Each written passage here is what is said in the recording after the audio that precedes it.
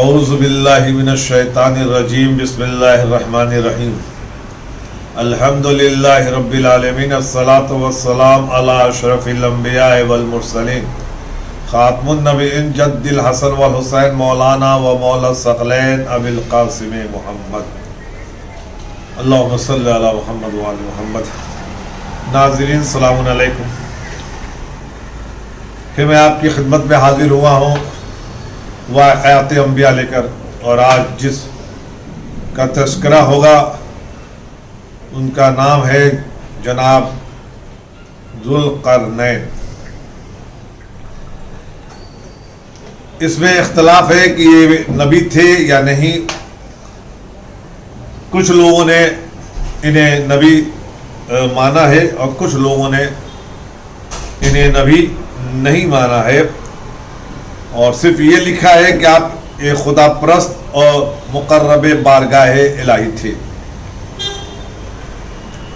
آپ کا نام عیاش یا عبداللہ یا صاحب تاریخ نے تحریر کیا ہے۔ آپ کا تذکرہ میں نے کل کچھ جناب موسیٰ علیہ السلام اور جناب خضر علیہ السلام کی زندگی کو بیان کرتے ہوئے آپ کے سامنے بیان کیا تھا کہ آپ جناب خضر علیہ السلام سے چچازاد یا خالازاد بھائی تھے، اور آپ کی ولادت کی گفتگو میں نے جناب خضر علیہ السلام کی ولادت کے سلسلے میں کیا ہے۔ اللہ نے آپ کو بادشاہت عطا کی، اس پر سارے مورخین کا اتفاق ہے، اور چار ایسے لوگ گزرے ہیں جنہیں اللہ نے بادشاہت عطا کی ہے، دو مومن دو کافر۔ مومن جو تھے اس میں ذوالقرنین وہ جناب سلیمان علیہ السلام، کافر میں نمرود اور بخت نصر کا نام لیا جاتا ہے۔ آپ کو ذوالقرنین کہنے کی وجہ یہ ہے کہ آپ لوگوں کو دعوت اسلام دے رہے تھے، اللہ کی طرف راغب کرا رہے تھے، اللہ کی طرف متوجہ کرا رہے تھے، تو آپ کی قوم کے کچھ لوگوں نے آپ پہ حملہ کر دیا اور آپ کے داہنے سر کو سیگافتہ کر دیا، اور آپ اس کی وجہ سے انتقال کر گئے۔ آپ 100 سال یا 500 سال کے بعد اللہ نے پھر آپ کو زندگی عطا کی، اور پھر آپ مصروف تبلیغ ہو گئے۔ پھر آپ کو آپ کی قوم کے لوگوں نے بائیں سے زخمی کیا، اور آپ پھر 100 سال یا 500 سال تک موت کی آغوش میں رہے، اور خدا نے پھر آپ کو دوبارہ زندہ کیا۔ تو اس لیے آپ کو ذوالقرنین کہا جاتا ہے، اور جس جگہ پر آپ کو سگاف ہوا تھا وہاں 2 سینگ نمودار ہو گئے تھے، اس لیے آپ کو ذوالقرنین کہتے ہیں۔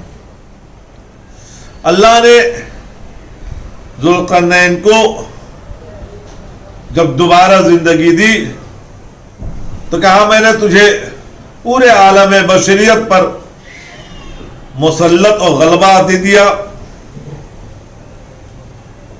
آپ سب مخلوقات پر غالب ہے، اور پوری کائنات آپ کے قبضے قدرت میں ہے۔ میں نے تم کو تمام مخلوقات ارض پر حاکم بنایا، اور تمہیں پورے عالم انسانیت پر مبلغ کی حیثیت سے بھیج رہا ہوں، آپ جائیں اور تبلیغ کریں۔ چنانچہ جناب ذوالقرنین نے اپنی حکومت کو دیکھنے کی خاطر سفر کیا، اور سب سے پہلے آپ نے جو سفر کا آغاز کیا وہ مغرب کی سمت کیا۔ مورخین لکھتے ہیں کہ آپ سفر کرتے کرتے کرتے اس منزل پہ پہنچے جہاں آپ نے سورج کو ایک کیچڑ میں ڈوبتے ہوئے دیکھا، اور وہ انتہائی دنیا تھی، اور آپ نے وہاں ایک قوم کو آباد دیکھا جس کے بال سرخ ہوتے تھے، قد بہت ہی وسیع ہوا کرتے تھے۔ آپ نے کچھ دن رہ کر وہاں تبلیغ کی، کچھ لوگوں نے اسلام قبول کیا، کچھ لوگوں نے مخالفت کی۔ جنہوں نے مخالفت کی ذوالقرنین نے انہیں قتل کیا، اور اپنے لوگوں کو کچھ لوگوں کو وہاں چھوڑا اور پھر وہ آگے بڑھ گئے. بیت المقدس واپس ہوئے. بیت المقدس واپس ہونے کے بعد انہوں نے سفر مشرق کیا اور مشرق کی طرف رواں دواں ہوئے. تو اس جگہ پر پہنچے جہاں سے آفتاب طلوع ہو رہا تھا, برآمد ہو رہا تھا, اور وہاں بھی ایک قوم بستی تھی, ایک قبیلہ تھا, ایک بستی تھی جس کا بادشاہ بہت ہی شریف النفس تھا. اس نے بہت ہی پرجوش استقبال کیا اور اسلام کو قبول کیا اور آپ کو اپنا مہمان بنایا. کچھ دن وہاں رہنے کے بعد جب آپ وہاں سے واپس ہونے لگے تو وہاں سے بادشاہ نے آپ سے ایک التجا کی کہ یہاں ایک قوم رہتی ہے یاجوج و ماجوج کی, جو ہمارے قوم پر حملہ آور ہوتی ہے اور ہماری زراعت اور انسانوں کو لقمہ اجل بنا دیتی. آپ اس سے ہمیں نجات دلوائے. مورخوں نے یاجوج و ماجوج کے متعلق لکھا ہے کہ یہ ایک بہت بڑی قوم تھی. یہ یافس بن نوح کی اولاد سے تھی. ان کی ساخت کی 3 قسمیں تھیں, یعنی یہ لوگ 3 قسم کے تھے.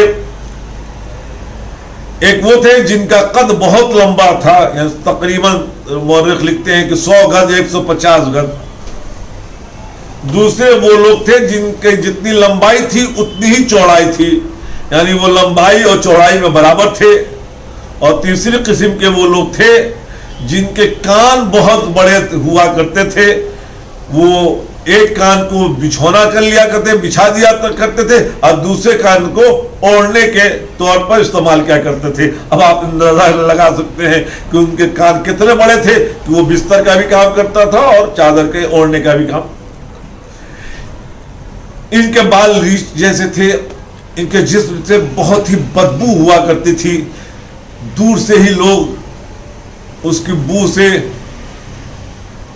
متنفر ہو جایا کرتے تھے, اور ان کی آوازیں اتنی کرخت ہوتی تھی, اتنی بلند ہوا کرتی تھی کہ میلوں دور بھی ہوتے تھے تو لوگ اس کی آواز سن لیا کرتے تھے اور اپنے گھر بار کو چھوڑ کے پہاڑوں پہ پناہ لے لیا کرتے تھے.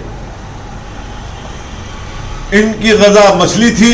جب مچھلی ملتی تھی, برسات کا موسم ہوتا تھا تو اللہ باران کے ساتھ مچھلی نازل کرتا تھا جسے یہ نوش کرتے تھے, کھایا کرتے تھے اور زندگی گزارا کرتے تھے. اور جب ان کی مچھلیاں ختم ہو جاتی تھی تو یہ پھر گاؤں میں دیہاتوں میں حملہ آور ہوا کرتے تھے. ان کی مویشیوں کو, ان کی زراعت کو لقمہ اجل بناتے تھے اور ان کے انسانوں کو گوشت کو بھی کھا لیا کرتے تھے. جناب ذوالقرنین نے معائنہ کیا تو انہیں 2 پہاڑیوں کے درمیان ایک درہ نظر آیا. کہا اگر اسی جگہ ہم دیوار بنا دیں تو وہ یہاں داخل نہیں ہو سکتے. چنانچہ انہوں نے حکم دیا کہ پتھر اور لوہے اور تانبا لایا جائے اور خود نشان بتا دیا کہ فلاں جگہ پر لوہا ہے, فلاں جگہ پر تانبا ہے, جا کے لے آؤ. پوری قوم تانبا اور لوہا جمع کرنے میں لگ گئی. جب تانبا اور لوہا جمع ہو گئے تو پھر لوہے کی بڑی بڑی چادریں بنائی گئیں اور ان چادروں کو دیوار کی شکل میں کھڑا کیا گیا اور اس پر پھر تانبا کو انڈیل دیا گیا اور وہ اتنی مضبوط دیوار ہو گئی کہ نہ تو کوئی اسے عبور کر سکتا تھا اور نہ کوئی اسے توڑ سکتا تھا. روایت میں ہے کہ یہ تقریباً 10 میل لمبی تھی اور 3 میل چوڑی یہ دیوار بنائی گئی. چنانچہ جب یہ دیوار تعمیر ہو گئی تو وہاں کا بادشاہ بہت ہی خوش ہوا اور جناب ذوالقرنین کا احترام اور تشکر کیا.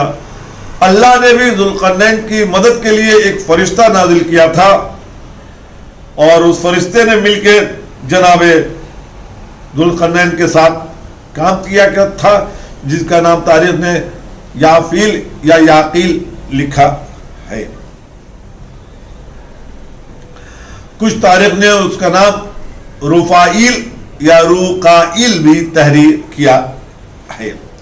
جب وہ دیوار تیار ہو گئی تو کہا کہ آگ دھوکو، اور جب آگ دھوکا گیا تو پھر اس پر تانبا اڈیل دیا گیا، جس سے وہ دیوار بہت مضبوط ہو گئی۔ اب وہ مورخین لکھتے ہیں کہ وہ دیوار آج بھی موجود ہے، اور انشاءاللہ جب امام زمانہ ظہور کریں گے تو اس دیوار کو گرائیں گے اور ان کی حکومت وہاں پر بھی ہوگی۔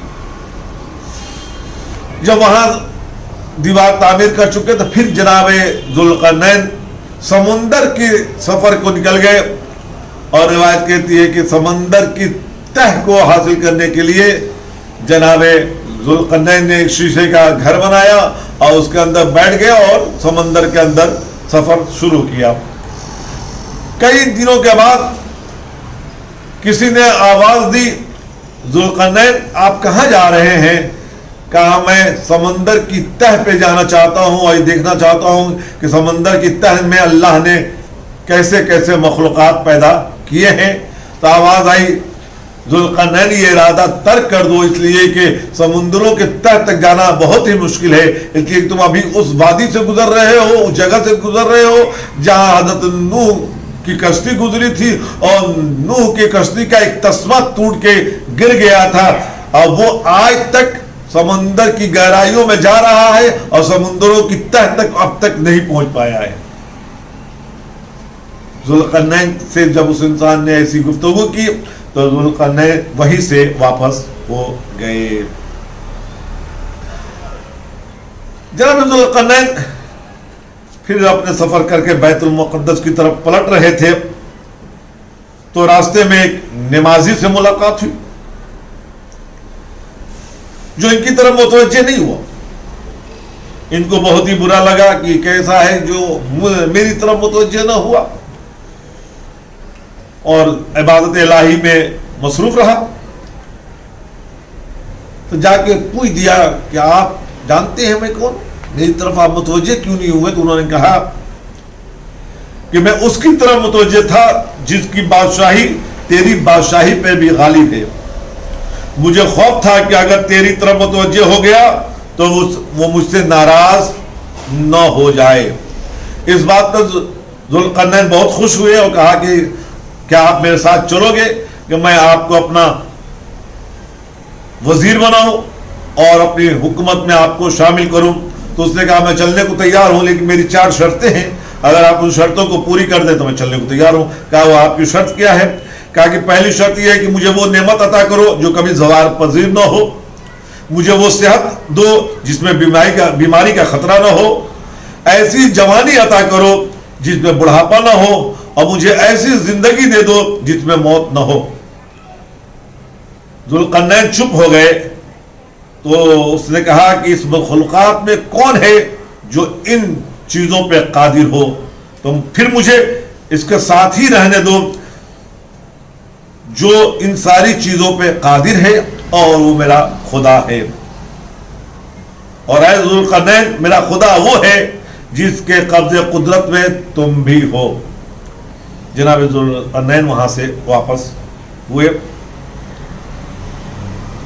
سفر میں ہی تھے کہ ایک عالم سے بھی ان کا ملاقات ہوئی، اور عالم نے ان سے کچھ سوالات کیے کہ وہ 2 چیز کون سی ہے جو اپنی خلقت سے اب تک اسی حالت میں ہے؟ وہ 2 چیز کون سی ہے جو اپنی خلقت سے اب تک رواں و دواں ہے؟ وہ 2 چیز کون سی ہے جو ایک دوسرے کے بعد آج تک آتی ہے اور جاتی ہے؟ وہ 2 چیز کون ہے جو ایک دوسرے کی دشمن ہے؟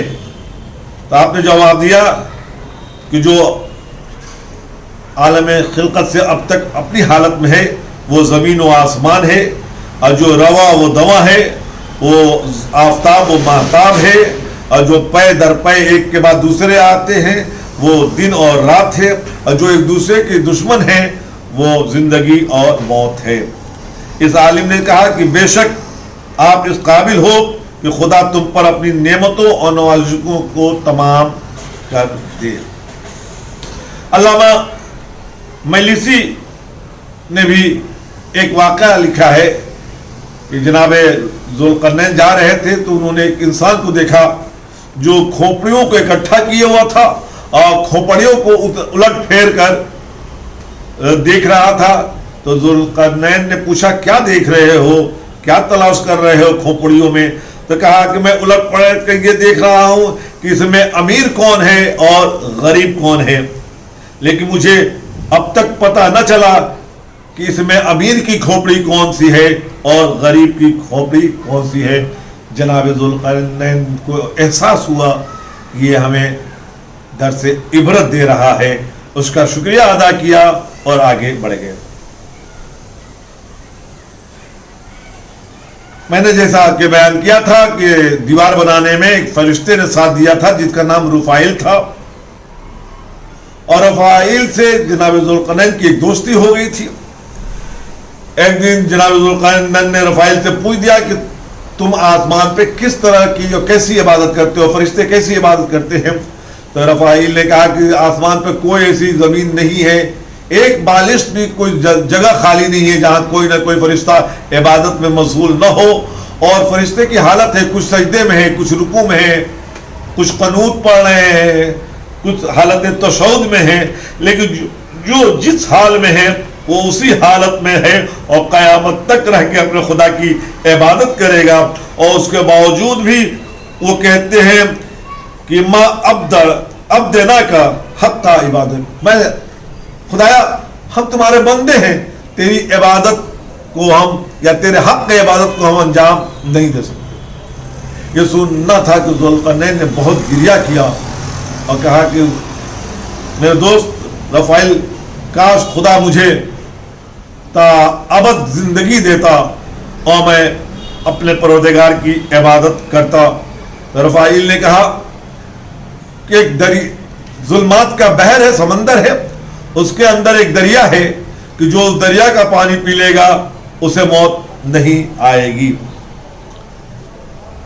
चुनांचे रुफाइल के जाने के बाद जुल्करनैन ने अपने दोस्तों को, हुक्मा को, फजला को, उलमा को इकट्ठा किया और पूछा कि ये बहर जुल्मात कहाँ है? किसी ने जवाब न दिया। तो जनाब खिज़र ने आगे बढ़ के कहा कि मशरिक की तरफ चले जाओ, रास्ते में तुम्हें बहर जुल्मात मिलेगी। कहा कि आपको कैसे मालूम? कहा कि मैंने किताब आदम में इसे पढ़ा है। चुनांचे इन्होंने ऐलान किया कि फौज तैयार हो जाए, हम बहर जुल्मात की तरफ कूच करने वाले हैं। चुनांचे 12,000 लोगों को, जो कि उलमा, फजला, उदबा और बड़ी शख्सियत वाले थे, उनको इकट्ठा किया और बहरे जुल्मात की तरफ कूच करने का ऐलान किया। रुफाइल ने उनसे बता दिया कि जहां पर ये चश्मे आब हयात होगा उसके आसपास 359 चश्मे और होंगे जो बह रहे होंगे, लेकिन उन 360 चश्मों में एक ही चश्मा ऐसा होगा जिसमें आब हयात होगा, 359 चश्मों में आब हयात नहीं होगा। तो चुनांचे जनाब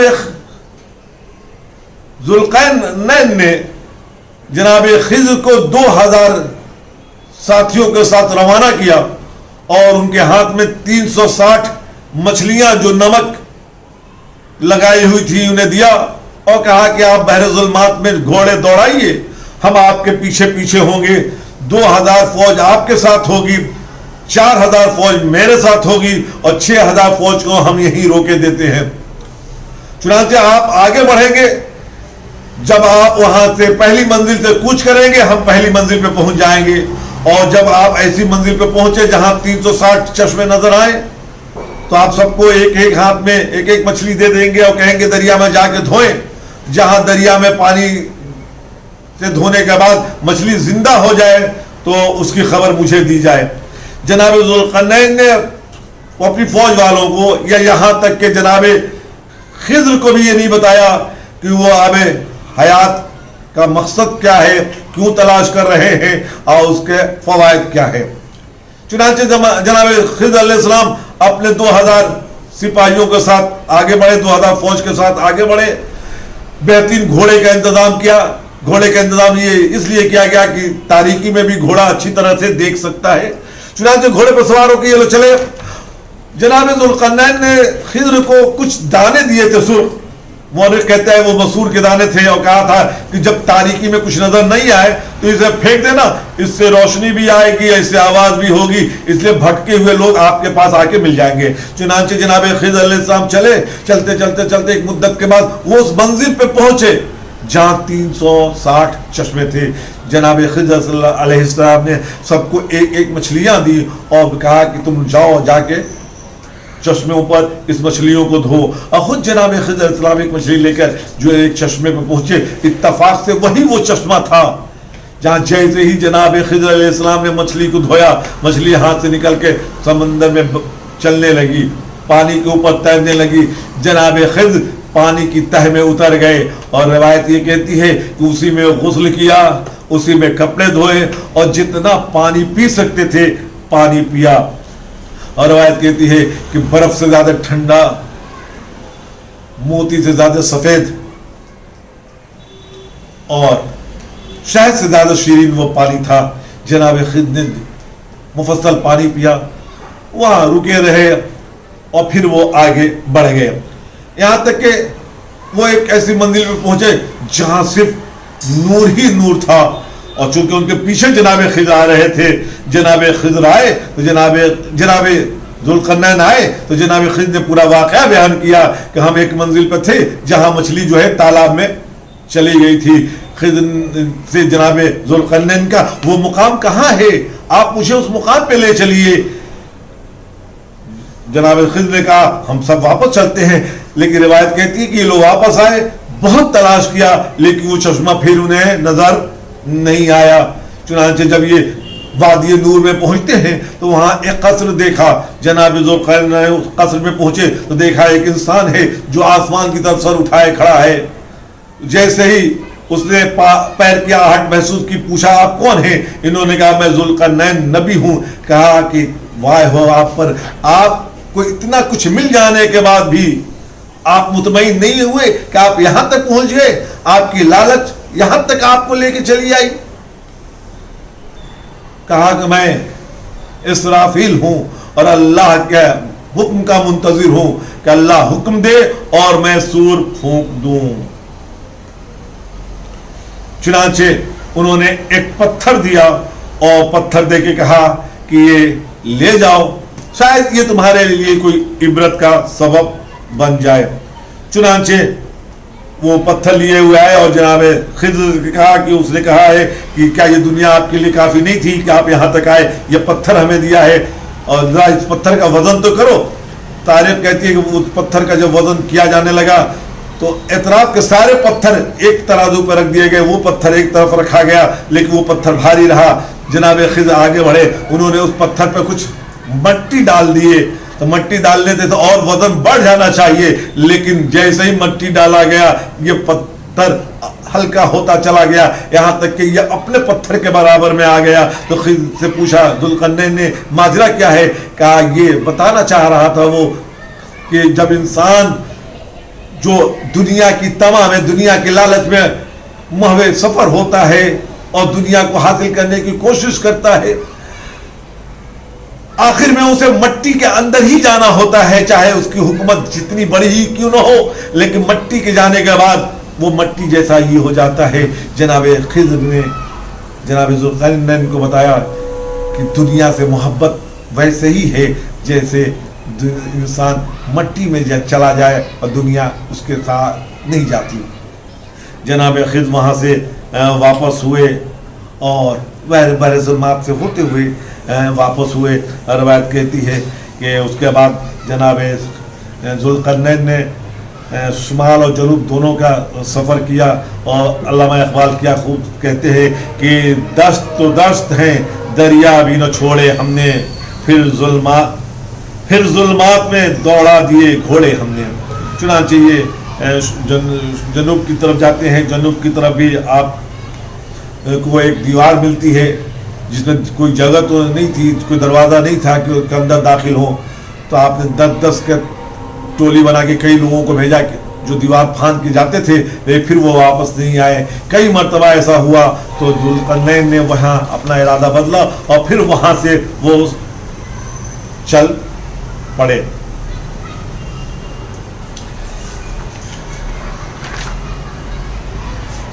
اس طرح جناب ذوالقرنین شمال سے جنوب کی طرف چلے اور جنوب میں ایک مقام پر کچھ دنوں تک انہوں نے قیام کیا اور ایک شہر کی بنیاد رکھی جس کا نام مقدونیہ رکھا، اور اس کو بعد میں اسکندریہ روم نے اس کا نام اسکندریہ رکھا، اور آج بھی وہ اس نام سے مشہور ہے۔ جناب ذوالقرنین نے ہی خراسان اور مرو کی بنیاد رکھی۔ آپ کی وفات جب پوری دنیا کا سفر کر چکے اور اسرافیل کا سبق آموز پند و نصیحت سن چکے تو انہوں نے کنارہ کشی کر لی اور اپنے ساتھیوں کو الوداع کہہ دیا اور گوشہ نشین ہو کر اللہ کی عبادت میں مشغول ہو گئے۔ اور روایت کہتی ہے کہ جس جگہ پر انہوں نے قیام کیا تھا اسے دومت الجندل کہا جاتا ہے، جہاں 500 سال کی عمر کے بعد ذوالقرنین نے وفات پائی اور وہیں دفن ہو گئے۔ کچھ لوگ کہتے ہیں کہ مکے میں آپ نے وفات پائی۔ ناظرین، ان کی زندگی کا ایک واقعہ اور ملتا ہے اور میں چاہتا ہوں کہ آج جناب ذوالقرنین کی تاریخ مکمل ہو جائے۔ جناب ذوالقرنین اپنے سفر پر تھے کہ ان کا گزر ایک قوم سے ہوا جو بہت ہی خوشحال تھی، اور انہوں نے اس شہر میں اس قوم میں کچھ چیزیں دیکھی اور ان سے سوال کیا۔ ان کے جوابات کیا تھے یہ میں آپ کے سامنے جلدی سے بیان کر دوں۔ انہوں نے دیکھا کہ ہر فرد کے دروازے پر قبر ہے۔ پوچھا اس کی وجہ کیا ہے؟ کہا ہم نے دروازے پہ قبر اس لیے بنائی ہے کہ ہم قبر کو دیکھتے رہیں اور موت یاد آتے رہے، ہم موت سے غافل نہ ہوں۔ انہوں نے دیکھا اور پوچھا کہ تمہارے مکانوں میں دروازہ کیوں نہیں ہے؟ کہا کہ ہمارے شہر میں کوئی چور یا خائن نہیں ہے، اور دروازہ چور اور خائن کی وجہ سے بنایا جاتا ہے، اس لیے ہمارے یہاں دروازہ نہیں ہے۔ کہا کہ تمہارے شہر میں کوئی امیر کیوں نہیں ہے؟ کہا کہ ہمارے شہر میں کوئی ظالم نہیں ہے۔ پتہ چلا امیری وہیں پائی جاتی ہے جہاں ظلم پایا جاتا ہو۔ پوچھا تمہارے شہر میں کوئی قاضی کیوں نہیں ہے؟ کہا ہم آپس میں لڑتے اور جھگڑتے نہیں ہیں، اس لیے قاضی کی ضرورت نہیں ہے۔ کہا کہ کوئی شہر میں بادشاہ کیوں نہیں ہے؟ کہا ہم میں کوئی زیادتی کرنے والا نہیں ہے، اس لیے یہاں کوئی بادشاہ نہیں ہے۔ کہا شہر کا ہر فرد ایک جیسا کیوں ہے؟ کہا ہم ایک دوسرے پہ رحم کرتے ہیں، جس کے پاس کوئی کمی اور زیادتی ہوتی ہے ہم آپس میں بانٹ لیتے ہیں۔ پوچھا تمہارے درمیان نزاع اور جھگڑا کیوں نہیں ہوتا؟ کہا ہم اپنے نفسوں پہ قادر ہیں، جھوٹ نہیں بولتے، یعنی جو جھوٹ بولتے ہیں وہی جھگڑا کرتے ہیں، جو نفسوں پہ قادر نہیں ہوتے وہی جھگڑا کرتے ہیں۔ کہا ہم اپنا مال تقسیم کر دیتے ہیں، اس لیے ہمارے کیا کوئی غریب نہیں۔ پتہ چلا دوسروں کے مالوں کو ہضم کرتا ہے، اسی لیے وہاں غربت و فقیری پائی جاتی ہے۔ کہا ہماری عمریں زیادہ اس لیے ہے کہ ہم کسی کا حق غصب نہیں کرتے، پتہ چلا غاصب کی عمر کم ہوتی ہے۔ کہا کہ ہم عدل اور انصاف سے رہتے ہیں، ہمارے شہر میں قحط اور وبا نہیں ہے، چونکہ ہم استغفار اور توبہ کرتے ہیں۔ اس پورے جواب میں ہر لفظ میں ایک نقطہ ہے، یعنی قحط و وبا وہی ہوتا ہے جہاں استغفار نہیں ہوتا، جہاں لوگ گناہوں میں ملوث ہوتے ہیں۔ ہم بھی اس وقت میں ایسے دور سے گزر رہے ہیں جہاں ایک وبائی مرض کرونا پھیلا ہوا ہے۔ کہیں ایسا تو نہیں کہ یہ ہمارے گناہوں کا کفارہ ہے، یہ ہمارے گناہوں کا صلہ ہے؟ آئیں ہم پروردگار سے یہ سجاد کریں، پروردگارہ تجھے واسطہ ہے ان ایام کا کہ ہم گناہگار ہیں، ہم خطاکار ہیں، ہم قبول کرتے ہیں، ہم توبہ و استغفار کر رہے ہیں۔ پروردگار اس بیماری سے ملت اسلامیہ کو نجات عطا فرما، ملت بشریت کو نجات عطا فرما۔ خدایا تجھے واسطہ ہے محمد والے محمد کا، ان گزرتے ہوئے ایام کا، کہ ہماری عبادت کو قبول فرما، ہمارے روزوں کو قبول فرما، ہمارے توبے اور استغفار کو قبول فرما۔ خدایا تجھے واسطہ ہے محمد والے محمد کا، ہمارے والدین اس دنیا سے گزر چکے ہیں، انہیں اپنے جوار رحمت میں جگہ عطا فرما۔ جو مریض ہیں انہیں صحت کاملہ عطا فرما، جو کرونا میں مریض ہوئے تھے ہمارے اعزاء انہیں صحت کاملہ وہ عاجلہ عطا فرما۔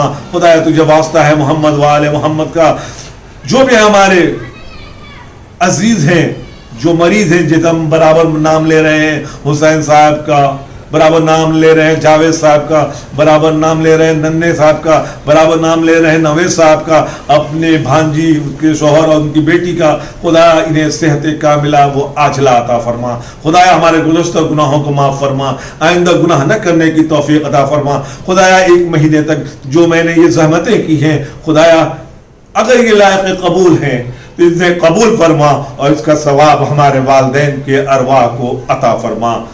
नाज़रीन, वस्सलामु अलैकुम वरहमतुल्लाहि वबरकातुह।